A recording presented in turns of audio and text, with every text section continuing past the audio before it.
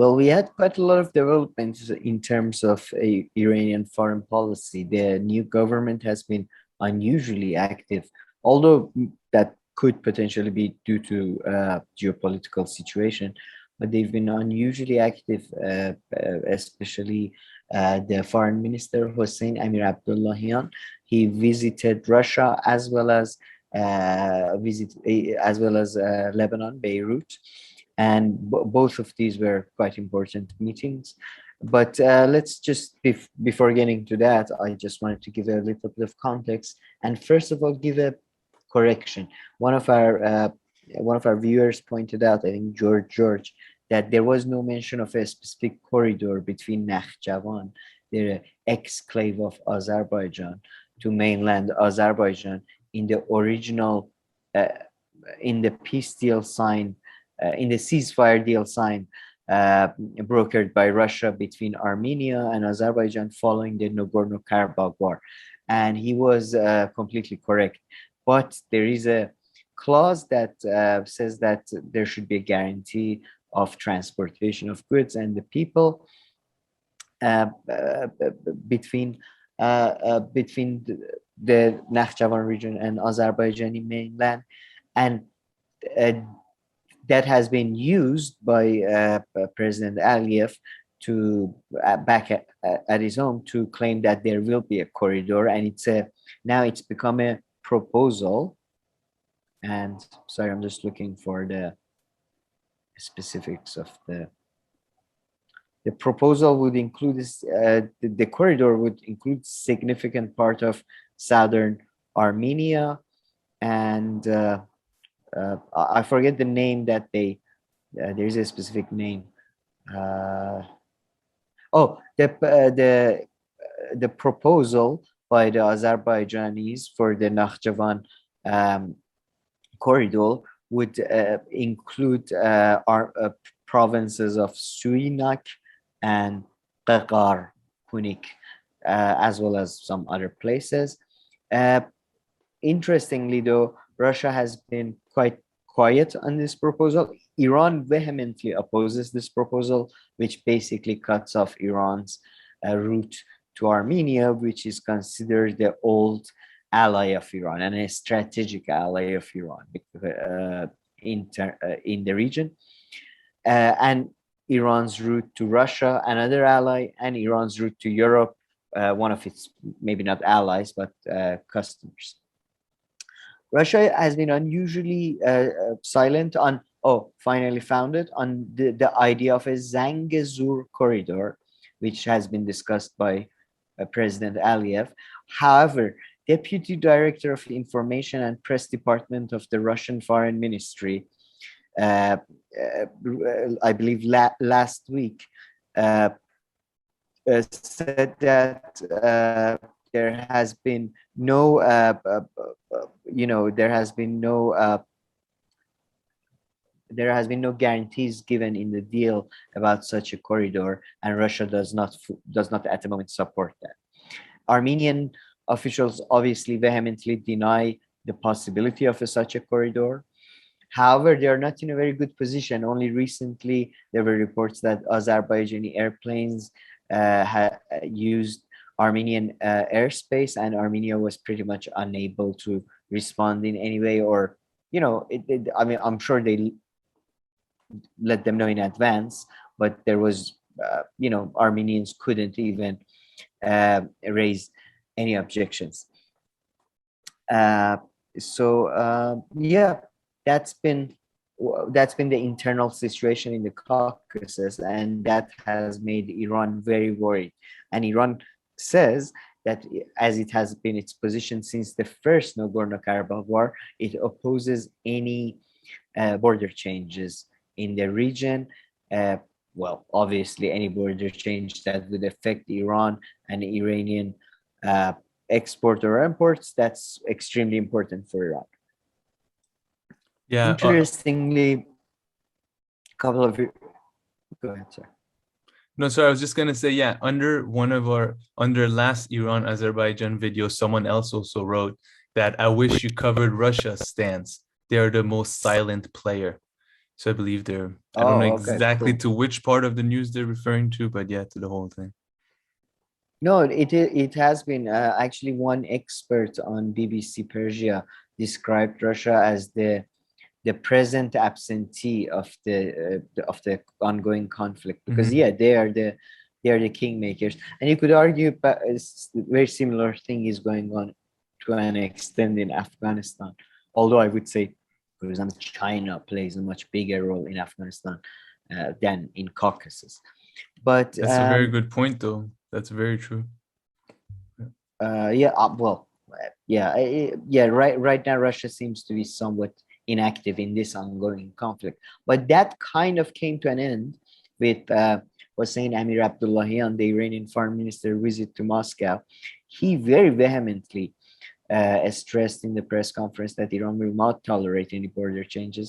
Oh, and sorry, before that, I was going to say that military commanders in Iran had again said that they're suspicious that Israelis are behind these ideas of border changes, and there are many Iranian opposition uh, leaders now outside of Iran, and many Iranian officials both claiming that Turkey is bringing former ISIS military people near the borders of Iran and near Nakhchivan and that type of thing. None of it has been confirmed, but it's a distinct possibility. And then yeah, Hossein Amir Abdullahian went to Moscow, and he said that yeah, they would not tolerate any border changes, and they want Russia to play a more active role in the excuse me, in the conflict. They also, more importantly, they also said that they want a big jump and a tangible change in Iranian-Russian relations, which again, the new foreign minister is far more aggressive in tone, at least for now, than our previous foreign minister, which I personally really like. I think that's the way you should, because it's just former foreign Iranian foreign ministers are just very much in the same way that I think European politicians are so careful and so, Hmm. being trying to be so diplomatic, that I think sometimes in international relations you need a bit more push. So besides that, also Al Madain, which is a news agency connected, I think it's an Iraqi news agency, but it's connected to Iran. Somehow they also reported that there are talks of for another basically deal being signed with Russia. Sort of, I don't know which one it is. It's a memorandum of understanding, or if further steps being taken to further escalate the relations between the two countries, both economically and security wise. Uh, Furthermore, as I mentioned before, he went and visit Lebanon, and he met the president. He met a couple of officials, and this happened at the same time that Iran was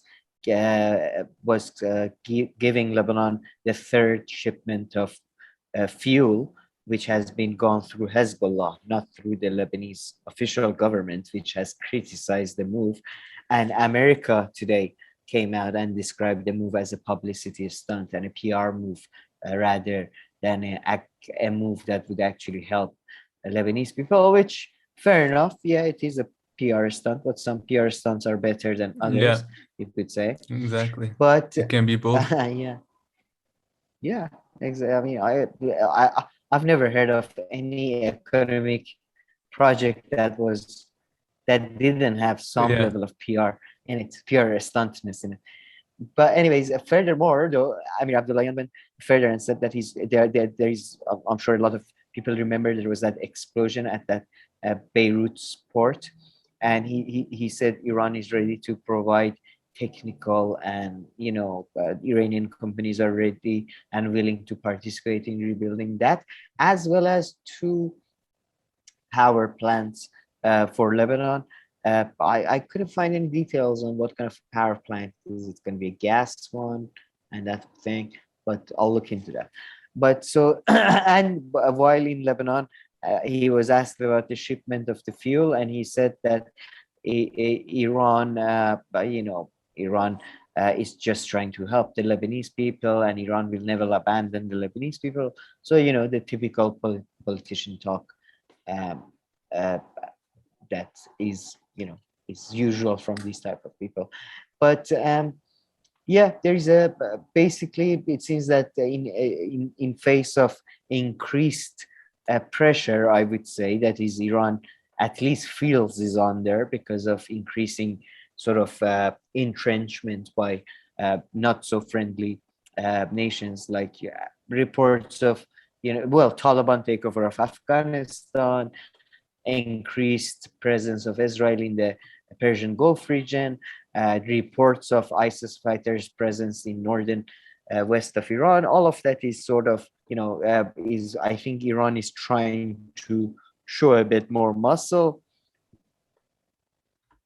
Uh, but I would say that I'm not sure how successful it will be because moving on from this and moving a bit more globally to the nuclear talks, Russia again, Foreign Minister of Russia, Mr. Lavrov, urged both Iranian and Americans to come back to the negotiation table. And I think he said that escalation of relations with Iran is dependent on the return of the reinstatement of the Iran US, whatever we want to call JPCOA deal. So so I'm not sure how successful Iran's increased aggressive policy will be, and Iran is suffering from its own significant economic crisis. So I don't know how much help it can be to Lebanon and others. So things are very, very much, very complex and very, who knows, as always, who knows what's going to happen. Sorry, I'm just checking some more details to see if I'm missing anything. Oh, I don't know if I mentioned, no, I did mention this. No, I was just the increased rhetorical fight between Iranians and Azerbaijani officials. Yeah. Oh, and one interesting development was that the Iranian supreme leader has an office in Azerbaijan, and there were reports that this office was closed.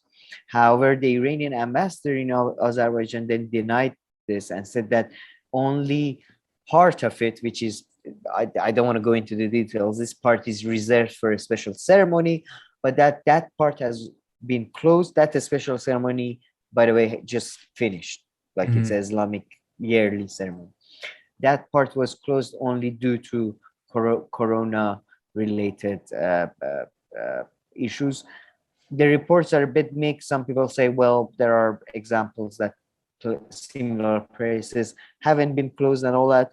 So, it seems some people are trying to escalate the tensions and some are trying to de-escalate them. We'll see who wins. Yeah, seems so. Okay, very nice. Anything else concerning Iran and its regional activities? No, not really. We covered Beirut.